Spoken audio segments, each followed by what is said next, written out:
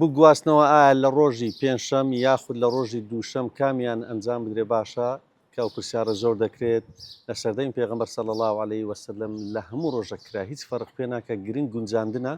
بە تایبەت لە سەردەمی ئەوڕۆ کە لەوانەیە خەڵکێکی زۆر باشترین ڕۆژ جومعەدا بن هەم ڕۆژێکی پیرۆز و گەورەیە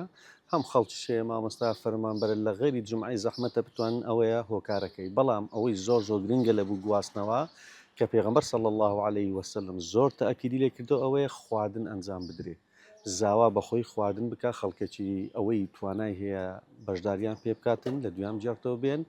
شێوازی خواردنەکەش هەبوو لە سەردەمی پێغەمبەری صلی الله عليه وسلم ئەوەی ئیمکانیەتی هەبووە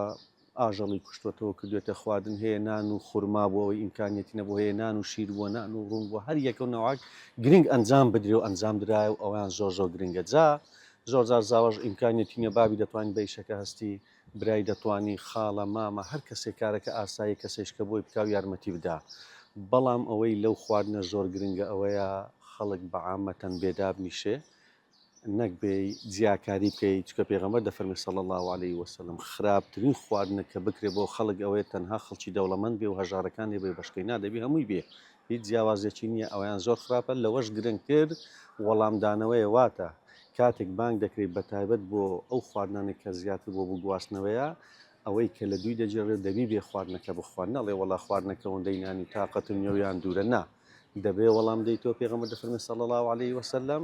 پێویستە بچیدا بنیشە و کەمێکنانی خۆی ئینجا بیتەوە ئەویان ئەزر و پاداشتە و ئەگەر کەسێک ئەوە بکە ئەوە ئەزر و پاداشتێکی زۆری گەیشتوێتەوە سنەتی پێغەمبەریشە صلی الله عليه وسلم